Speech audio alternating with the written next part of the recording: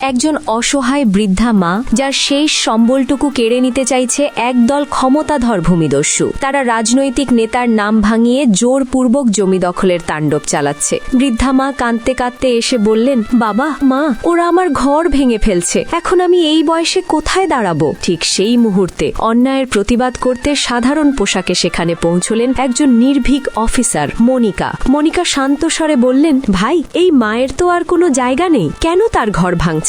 একটু তো দয়া করুন। কিন্তু ক্ষমতার দম্ভে অন্ধ গুন্ডারা পাল্টা হুঙ্কার দিয়ে বলল, এখানে মাতব্বরি করতে আসছিস কেন? এক্ষুনি বিদায় হ। এই বলে তারা মনিকাকে ধাক্কা মারল।